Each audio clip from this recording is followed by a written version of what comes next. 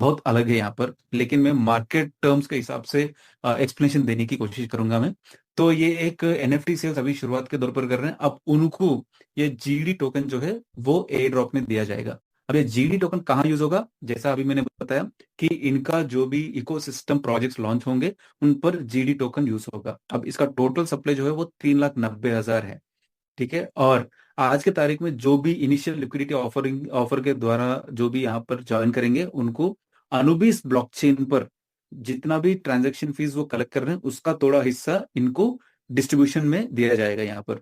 और Anubis blockchain के ऊपर कल के तारीख में मतलब आगे जाके जो भी प्रोजेक्ट्स अनुबिस ब्लॉकचेन के ऊपर लॉन्च करेंगे या अनुबिस ब्लॉकचेन को यूज करके जो भी प्रोजेक्ट्स क्रिएट होंगे उनके टोकन का एयर ड्रॉप उनको मिलेगा जो अभी इनिशियल लेवल पर ज्वाइन हो रहे हैं।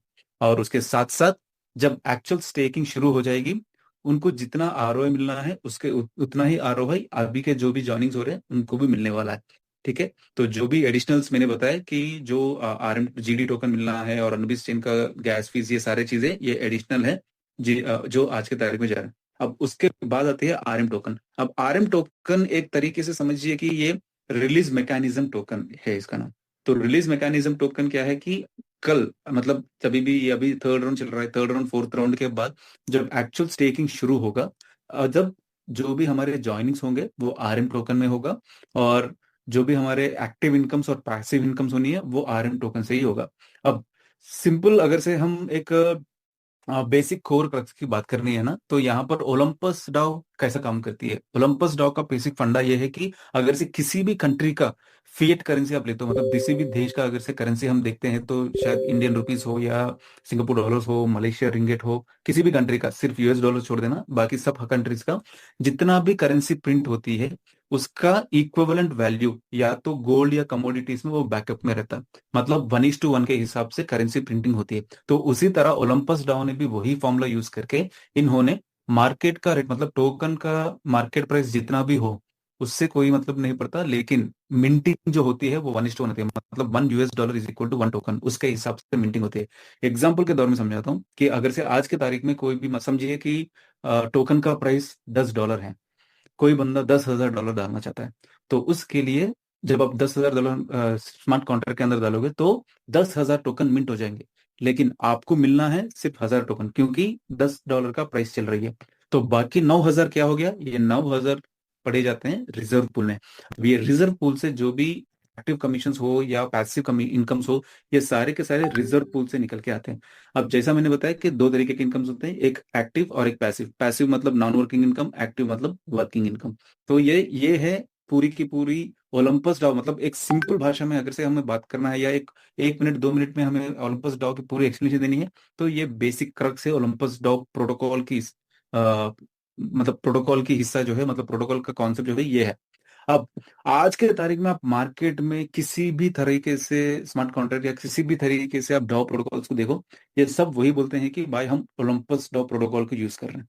हालांकि ओलंपस डाउ का प्रोटोकॉल यूज करते हुए जो फर्स्ट आया वो है ओलंपस डाउ। ठीक है। अब यहाँ पर जो अभी जैसा मैंने बताया कि ये प्री सेल या आईएलओ इनिशियल लिक्विडिटी ऑफरिंग के तौर पे एनएफटी सेल्स चल रही है। अभी तीसरा राउंड शुरू हो गया है। तो पूरे के पूरे कंपनी के पास 10,000 के एनएफटी है जिनमें से ये 4 राउंड में मिला के सिर्फ 2,650 के आसपास ये एनएफटी सेल कर रहे हैं। और बाकी के कंपनी के वॉलेट में पड़ा रहेगा जो फ्यूचर यूज के लिए यूज करेंगे। तो अभी जैसा यहाँ पर आप देख सकते हैं कि S4 स्पार्टन स्पार्टन एलिट ये फर्स्ट राउंड था, ये खत्म हो चुका है। अभी S3 वैनगार्ड ये सेकंड राउंड है, ये भी खत्म हो गया है। अभी गार्डियन चल रही है, ये ऑलमोस्ट 1 डे बाकी है। अब यहाँ पर क्या होगा कि आपको जो भी यहाँ पर इन्वेस्ट करेंगे उनके लिए 4x की इनकम आएगी। और फोर्थ राउंड में जो भी इन्वेस्ट करेंगे उनके लिए 3.5x का इनकम आएगा। अब 3.5x क्या होगा कि यहाँ पर आप दो अलग अलग चीजें हैं। मतलब आज की तारीख में मतलब स्टेकिंग शुरू होने से पहले अभी कोई भी ज्वाइनिंग होता है इनको यूएसडीटी टू यूएसडीटी कैलकुलेशन होती है। मतलब मैंने $1,000 डाली है तो मुझे 4,000 मिलना ही मिलना है। टोकन का प्राइस अप जा रहा है डाउन जा रहा है उससे मुझे कोई मतलब नहीं पड़ता। अब स्टेकिंग शुरू होने के बाद जो बंदा इन्वेस्ट करेगा उसको टोकन टू टोकन आएगा। मतलब मैं अगर से 1,000 टोकन स्टेक किया तो मेरे 1,000 टोकन के जितना भी इनकम मुझे आना है वो हिसाब से मुझे टोकन ही मिलना है एवरी डे। तो ये थोड़ी डिफरेंशियल है before launch and after launch का कैलकुलेशन है। अब जैसा मैंने बताया ये अभी इस थर्ड राउंड चल रही है S2 गार्डियन, ये 4x का इनकम मिलेगा।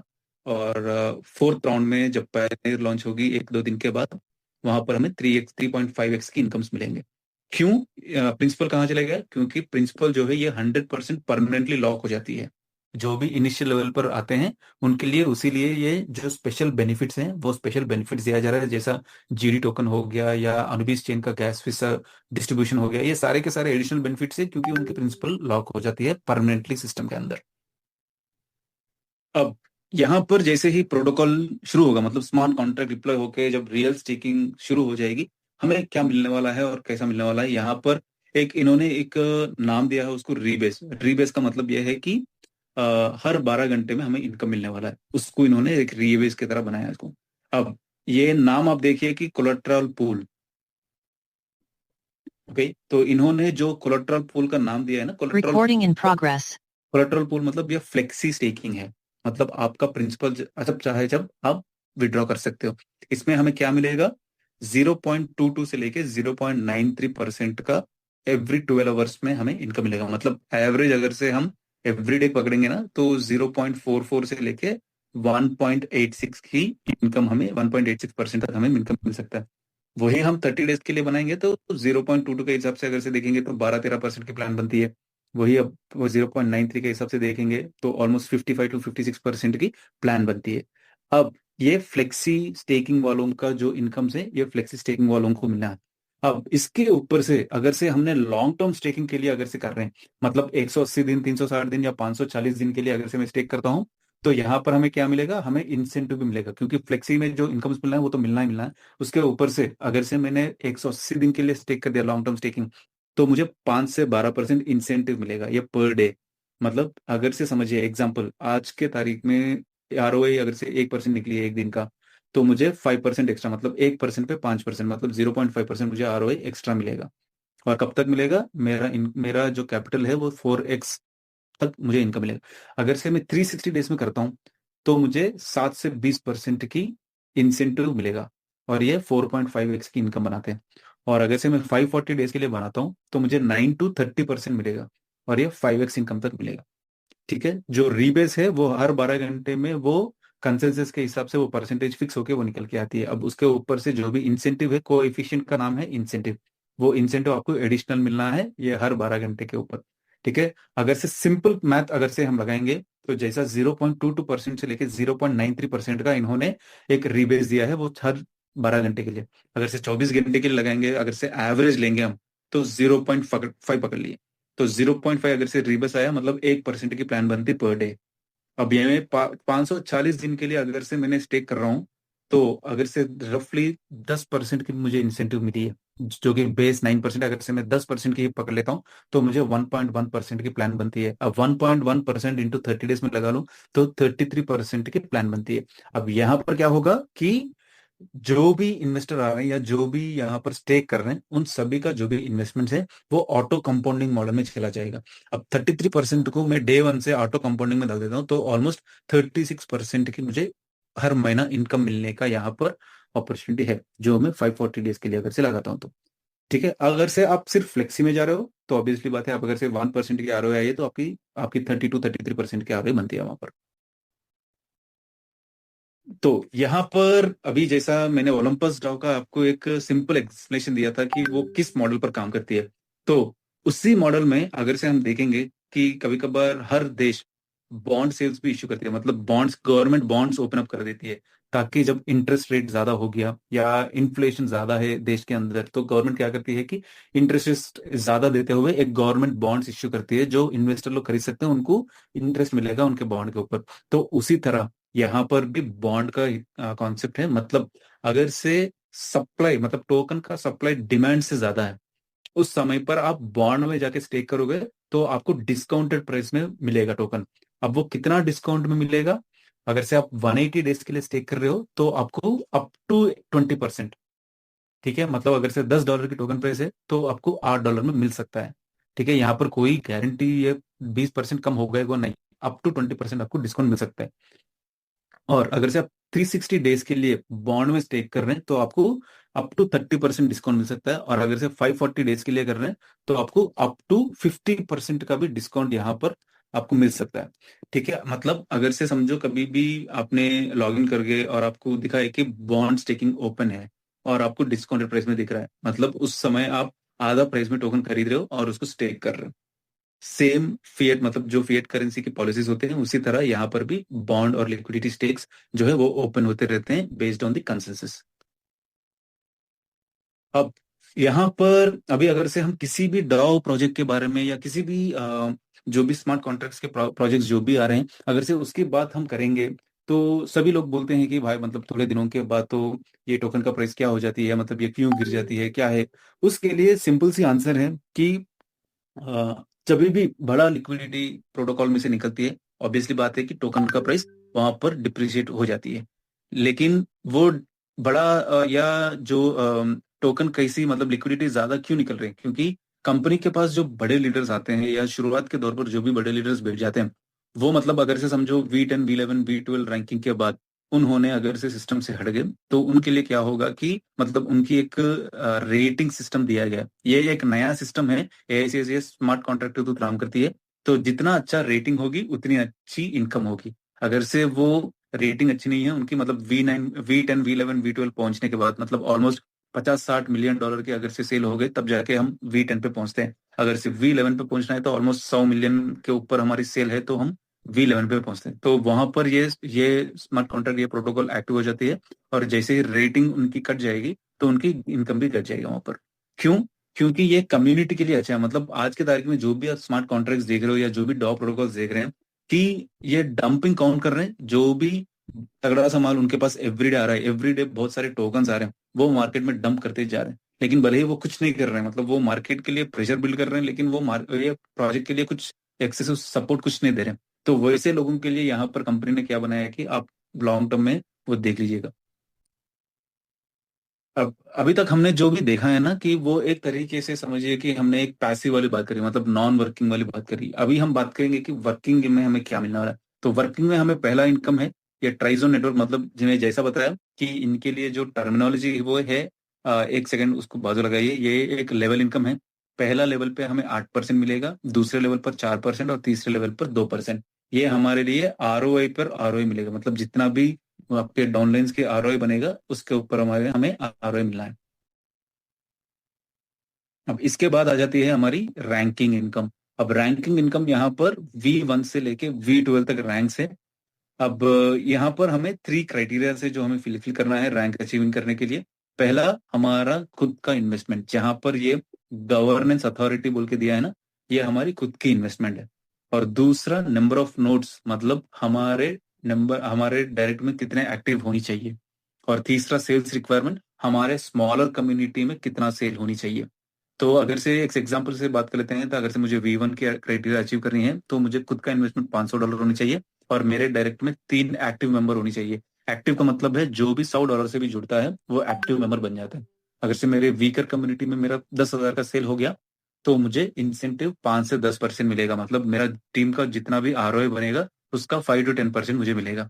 तो उसी तरह V1 से लेकर V12 तक रैंक से, और सेल्फ इन्वेस्टमेंट जो है हमारी $500 से लेकर 25,000 तक है, और डायरेक्ट रेफरल जो है वो 3 से लेकर 20।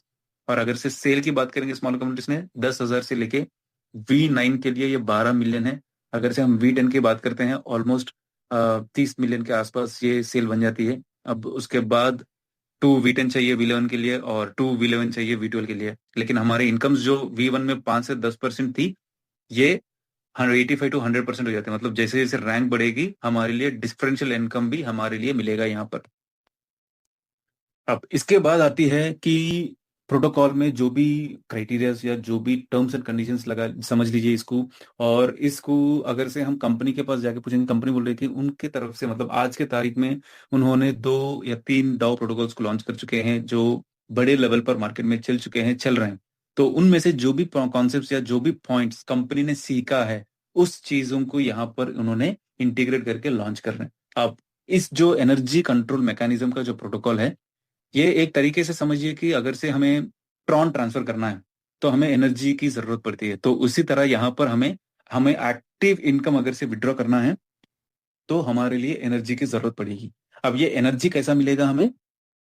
अगर से आप एक्टिव प्रमोटर हो या नेटवर्कर हो, तो आपका जो भी इन्वेस्टमेंट है, आप अगर से 360 डेज में अगर से इन्वेस्ट करते हो, तो आपका इन्वेस्टमेंट जितना भी है उसका 150% का आपको एनर्जी मिलेगा। अगर से 540 डेज में करते हो तो आपको 200% की एनर्जी मिलेगी। एग्जाम्पल पे से समझाता हूँ मैं कि अगर से मैंने $1000 का इन्वेस्टमेंट किया, अब 360 डेज में करूंगा तो मैं 1500 का एनर्जी मिलेगा।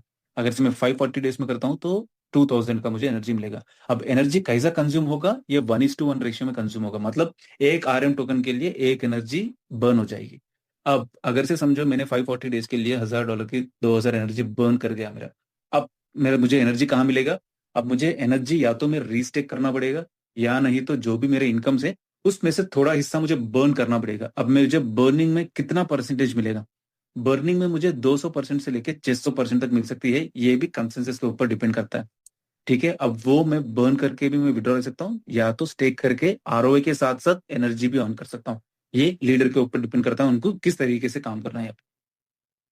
अब उसके बाद आती है ये टर्बो ट्रेडिंग इंजन। अब ये क्यों लगाया गया? क्योंकि अब जो भी मतलब एक ही दम मार्केट में पूरे के पूरे लिक्विडिटी ना हटे, उसलिए इस चीज को यहाँ पर इंट्रोड्यूस किया गया है। ये क्या है कि अगर से समझो आपका एक्टिव इनकम्स अगर से $1000 बनी है और आपको $1000 विड्रॉ करना है, तो यहाँ पर आपको 1000 USDT आपके वॉलेट में लगाना चाहिए, और ये जो 1000 लिक्विड USDT है, ये स्मार्ट कॉन्ट्रैक्ट में लॉक हो जाते हैं 24 घंटे के लिए।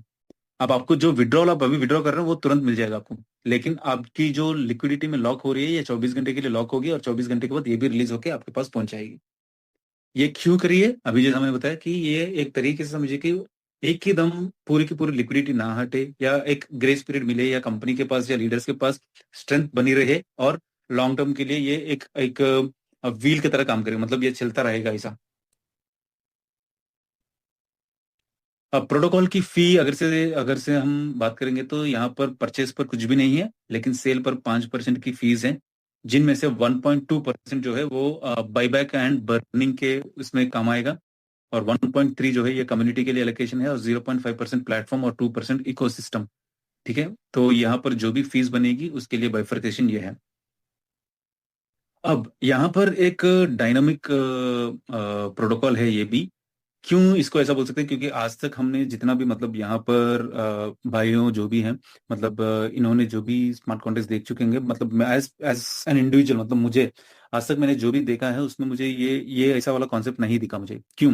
क्योंकि कभी भी फियर फैक्टर अगर से मार्केट में एंट्री कर देती है, तो लोग ये सोचते नहीं है कि भाई टोकन का प्राइस ड्रॉप हो रही है, मुझे बेचना है या होल्ड करना है। वो कोई नहीं सोचता, वो बेचेंगे ही बेचेंगे, क्योंकि फियर अंदर बैठा हुआ है लोगों के अंदर। और उनको पता है कि भाई मतलब मुझे $1000 जहां मिलना है, अगर से मुझे 700 भी मिल रहा है तो भाई बस से मैं ले लेता हूँ। लेकिन यहाँ पर क्या होगा? क्योंकि सॉरी, वहां पर क्या होगा, क्योंकि कंपनी हर बार यही बोलती है कि भाई मतलब होल्ड करो, नया लिक्विडिटी आ रही है, नए टीम्स आ रहे हैं, नया लिक्विडिटी आएगी तो टोकन स्टेबल होगा, या हम रिजर्व मतलब हमारा जो भी इंश्योरेंस पूल है वो इंश्योरेंस पूल में से कंपनी टोकन को परचेज कर रही है, या सारी चीजें बोलेंगे। लेकिन एक बात हमें समझना होगा कि अगर से इंश्योरेंस पूल से प्रोटोकॉल परचेजिंग कर रही है, तो वो कब तक बाई करेगी? जब तक इंश्योरेंस पूल में फंड है तब तक बाई करेगी। अगर से एक लिमिट के बाद वो भी हाथ खड़ा कर देगी, क्योंकि वहां पर इंश्योरेंस पूल में पैसा नहीं है। अब इंश्योरेंस पूल में पैसा कहाँ से आना है? फिर से वो टोकन बेचेंगे तो ही इंश्योरेंस पूल में पैसा जाएगा। ठीक है, मतलब जो स्मार्ट कॉन्ट्रैक्ट खुद है वो परचेजिंग एंड सेलिंग करते रह रहे, लेकिन यहाँ पर एक मैकेनिज्म थोड़ा अलग है। जो भी लिक्विडिटी फियर के माध्यम से बाहर जा रही है, उसी लिक्विडिटी में से थोड़ा पोर्शन पलट के स्मार्ट कॉन्ट्रैक्ट में आ जाएगा। वो कैसा आएगा? अगर से 3 घंटों के अंदर टोकन का प्राइस 5% से भी ज्यादा गिर जाती है, यहाँ वहां पर ये स्मार्ट कॉन्ट्रैक्ट ये प्रोटोकॉल जो है वो एक्टिव बन जाती है। अब जो स्टैंडर्ड स्लिपेज फी है वो जो 5% था उसको 8% बना देती है। अगर से टोकन का प्राइस और नीचे जा रहा है, मतलब समझिए कि 8 से 13% की टोकन प्राइस नीचे चले गई, तो ये जो स्लिपेज फी है वो 15% के आसपास चली जाती है। अब टोकन का प्राइस 13% से भी ज्यादा हो गया, तो ये 20% के आसपास स्लिपेज फी को बढ़ा देती है। अब टोकन का प्राइस 20% से भी ज्यादा गिर गया, तो स्लिपेज का फी ऑलमोस्ट 15%, 30% के आसपास बना देती है। अब ये 30% का जो भी स्लिपेज अगर से फी फी बन गई, समझो एग्जाम्पल, उनमें से 65% जो है फिर पलट के लिक्विडिटी पूल में चली जाती है, और वो लॉक हो जाती है परमानेंटली। और बाकी का बचा जो 35%, इसको बायबैक एंड बर्निंग में यूज करती है। और उसके साथ साथ जो भी ये फियर फैक्टर में जो भी लोग खरीद रहे हैं ना, उनके लिए भी एक तरीके से एयर ड्रॉप में भी इस फंड को यूज करके वो उसको प्रमोट करती है। ठीक है, इसमें से क्या होगा? पहला चीज, जैसे अभी मैंने बताया कि अगर से टोकन का प्राइस को हमें मैनेज करना है या कंट्रोल करनी है, तो दो चीजें करनी चाहिए। एक तो लिक्विडिटी नया लेके आना चाहिए, या तो टोकन को बर्न करना चाहिए।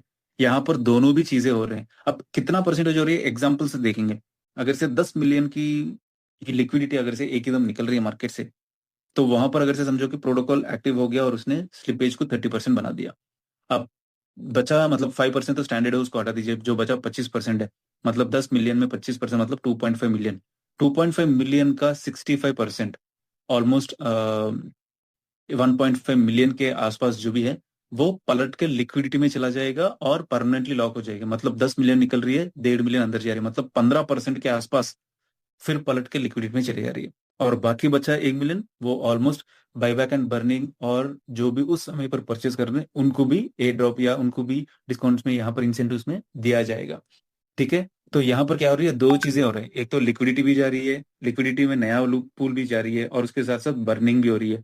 अब हम ये यहाँ पर इस समय पर बैठ के हम ये कंफर्म बोल नहीं सकते कि भाई कितना परसेंटेज गिरेगा तो फिर कितना परसेंटेज पर जाएगा, नहीं। लेकिन कंपनी के पास एक प्रोटोकॉल है जो काम करेगी स्मार्ट कॉन्ट्रैक्ट के रूप में। और यहाँ पर हम देख सकते हैं कि लिक्विडिटी नया बन के पूल से ही आएगा, मतलब मार्केट से नया फंड नहीं, जो निकल रहा है उसी से हमें नया लिक्विडिटी बना के स्मार्ट कॉन्ट्रैक्ट में अंदर डालने की प्रोटोकॉल यहाँ पर एक्टिव है।